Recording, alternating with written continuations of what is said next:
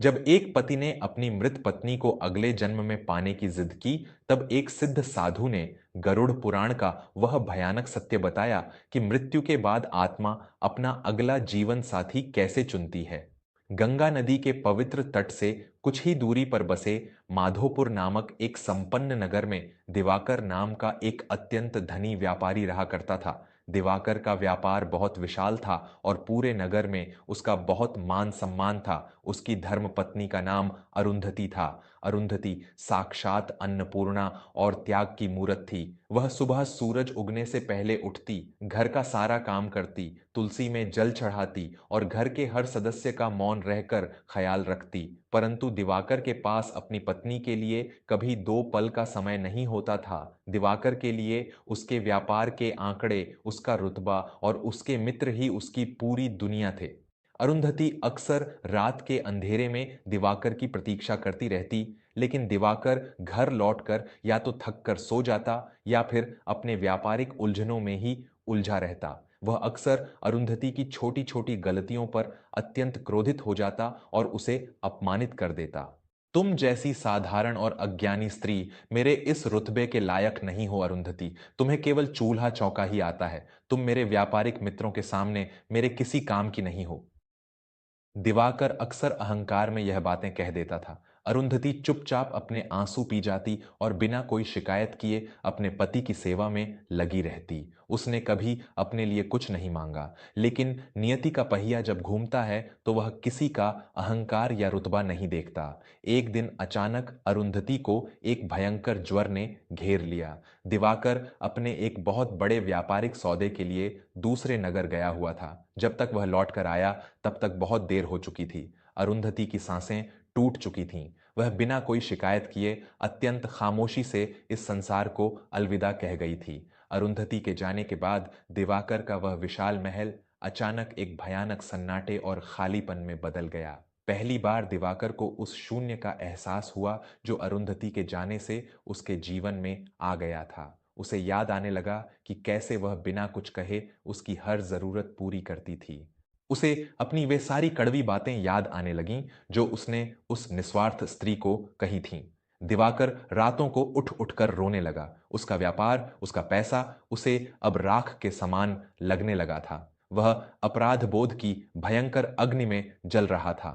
अपने इसी पश्चाताप और पागलपन में दिवाकर नगर के बाहर एक प्राचीन शिव मंदिर में पहुंचा जहां स्वामी निगमानंद जी रहा करते थे। स्वामी निगमानंद गरुड़ पुराण और मृत्यु के रहस्यों के अत्यंत गूढ़ ज्ञाता थे। दिवाकर रोता हुआ स्वामी जी के चरणों में गिर पड़ा। हे सिद्ध महात्मा, मैंने अपनी पत्नी को खो दिया है। जीते जी मैंने उसे कभी सुख नहीं दिया। मैंने केवल उसका अपमान किया, लेकिन अब मुझे उसकी कीमत समझ आ गई है। मैं घुट घुट कर मर रहा हूं। मुझे कोई ऐसा अनुष्ठान, कोई ऐसा उपाय बताइए जिससे अगले जन्म में अरुंधति ही मेरी पत्नी बने। मैं अगले जन्म में उसे दुनिया की सारी खुशियां देना चाहता हूं और अपने पापों का प्रायश्चित करना चाहता हूं। मेरे आत्मीय परिजनों, मैं आपका अपना विवेक वर्मा आज आपसे एक अत्यंत गहरी और मर्मभेदी बात कहना चाहता हूं। हम इंसान कितने अजीब होते हैं ना। जब हमारे पास कोई अनमोल रिश्ता होता है तो हम अपने अहंकार और व्यस्तता में उसकी कोई कद्र नहीं करते।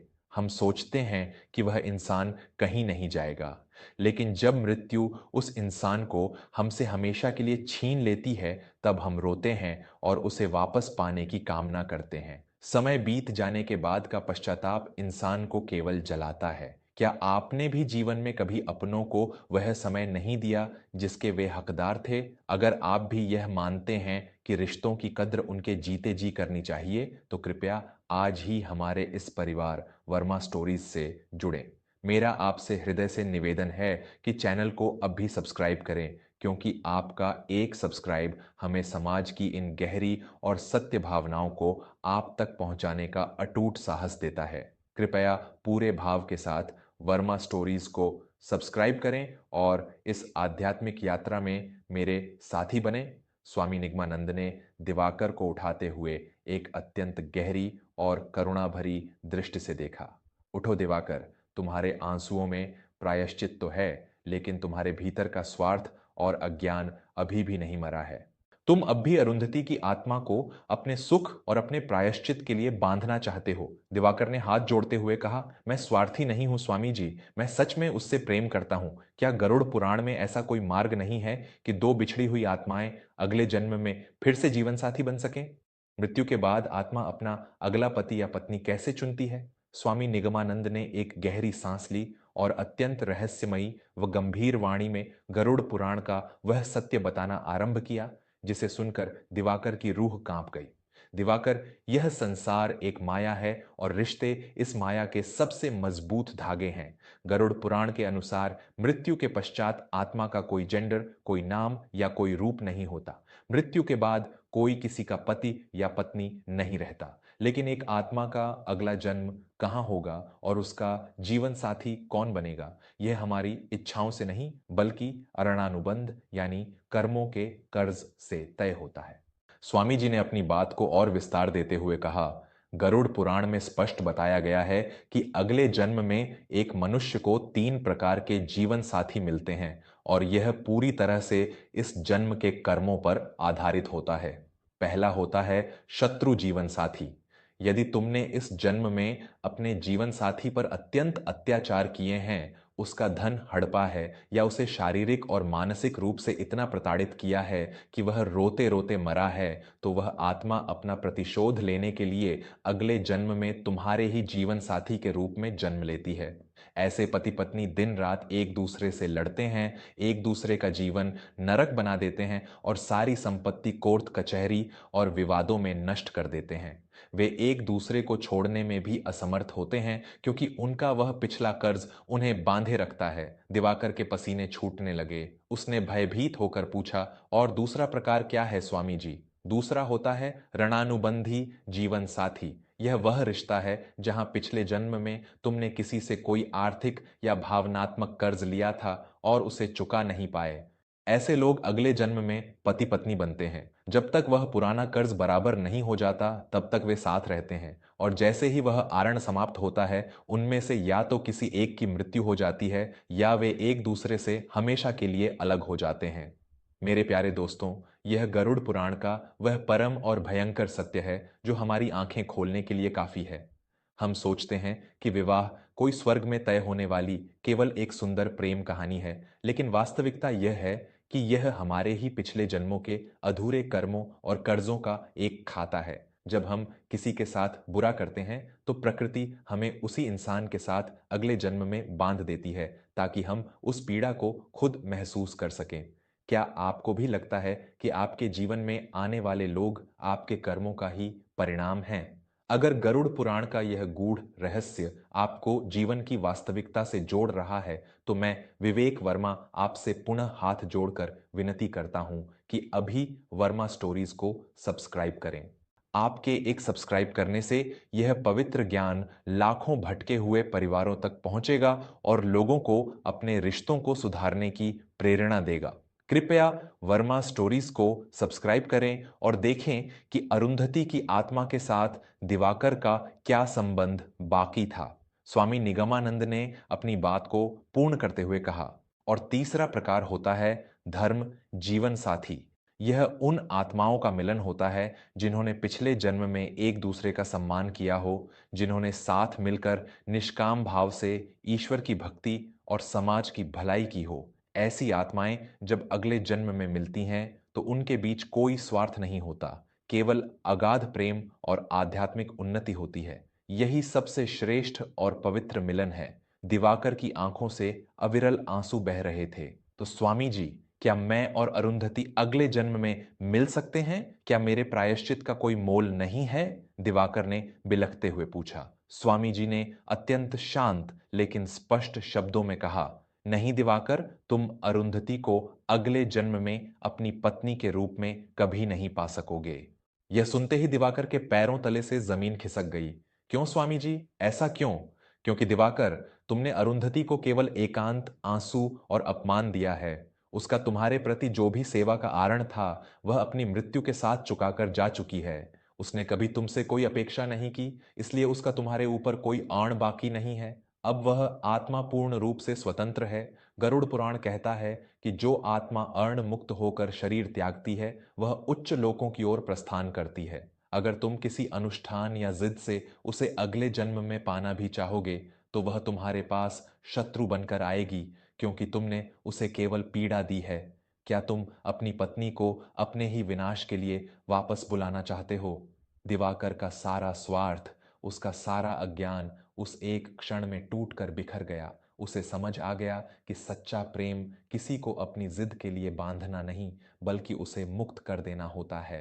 नहीं स्वामी जी, मैं अपनी अरुंधति को कभी कोई कष्ट नहीं देना चाहता। मैंने जीते जी उसे बहुत रुलाया है। अब मैं उसकी आत्मा को अपने किसी भी स्वार्थ में नहीं बांधूंगा। लेकिन मैं उस पाप के बोझ को कैसे कम करूं जो मेरे हृदय पर रखा है? मैं अपनी बची हुई जिंदगी कैसे जीऊं? दिवाकर ने अत्यंत असहाय होकर पूछा। स्वामी निगमानंद ने दिवाकर के मस्तक पर अपना हाथ रखा और अमृतमयी वाणी में कहा, सच्चा प्रायश्चित आंसुओं से नहीं, निष्काम कर्मों से होता है दिवाकर। यदि तुम वास्तव में अरुंधति से प्रेम करते हो और अपनी भूल सुधारना चाहते हो तो उसकी स्मृति में वह कार्य करो जो उसके हृदय को प्रिय था। उसने जीवन भर निस्वार्थ सेवा की। तुम भी अपना यह बचा हुआ धन और जीवन असहायों, रोगियों और अनाथों की सेवा में लगा दो। किसी भी गरीब स्त्री का अपमान मत होने दो। जब तुम बिना किसी फल की इच्छा के यह पुण्य कर्म करोगे तो वह पुण्य सीधा अरुंधति की आत्मा तक पहुंचेगा और उसे शांति प्रदान करेगा। यही तुम्हारे कर्मों का असली शोधन होगा। उस दिन दिवाकर जब उस शिव मंदिर से बाहर निकला तो वह अहंकारी और क्रोधी व्यापारी नहीं था। वह एक ऐसा मनुष्य बन चुका था जिसके हृदय में अब केवल करुणा और सेवा का भाव था। दिवाकर ने अपने उस विशाल महल को एक अनाथालय और चिकित्सालय में बदल दिया। उसने अपना सारा व्यापार अपने मुनीमों को सौंप दिया और स्वयं एक साधारण सेवक की तरह उस चिकित्सालय में मरीजों की देखभाल करने लगा। उसने नगर की गरीब कन्याओं के विवाह का पूरा दायित्व अपने कंधों पर ले लिया। अब वह किसी पर क्रोधित नहीं होता था। हर रोते हुए चेहरे में वह अपनी अरुंधति की छवि देखता था और उसे खुश करने का प्रयास करता था। समय बीतता गया और कई वर्षों तक निस्वार्थ सेवा करने के पश्चात एक शांत रात्रि में दिवाकर ने अत्यंत संतोष और शांति के साथ अपने प्राण त्याग दिए। गरुड़ पुराण के नियमों के अनुसार दिवाकर के उन अंतिम वर्षों के उत्कृष्ट और निष्काम कर्मों ने उसके पिछले सारे पापों को भस्म कर दिया था। उसने अरुंधति की आत्मा को भी मुक्त कर दिया था और स्वयं को भी। दोस्तों, मृत्यु के बाद कौन किसका बनता है यह कोई नहीं जानता, लेकिन जब तक हम इस धरती पर जीवित हैं हमारे पास यह अवसर है कि हम अपने जीवन साथी और अपनों को पूरा सम्मान और प्रेम दें। रिश्तों को टेकन फॉर ग्रांटेड हल्के में लेना इंसान की सबसे बड़ी भूल है।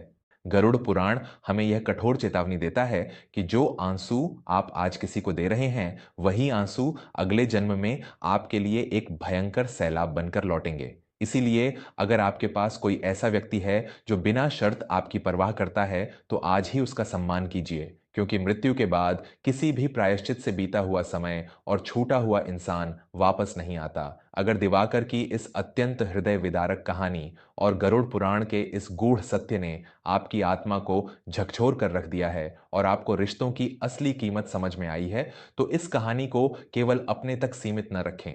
इसे अपने परिवार, मित्रों और विशेषकर अपने जीवन साथी के साथ अवश्य साझा करें। और हाँ, अंत में मैं आपका अपना विवेक वर्मा आपसे एक बार फिर पूरे हृदय से निवेदन करता हूं कि हमेशा ऐसी ही अत्यंत सत्य, आध्यात्मिक और जीवन के हर पहलू को सकारात्मक ऊर्जा से भर देने वाली कहानियों से निरंतर जुड़े रहने के लिए हमारे चैनल वर्मा स्टोरीज को जरूर सब्सक्राइब करें। आपका एक सब्सक्राइब हमें सत्य के इस मार्ग पर चलने की बहुत बड़ी प्रेरणा देता है। वर्मा स्टोरीज को सब्सक्राइब करें और अपने आज को प्रेम और सम्मान से भर दें। धन्यवाद।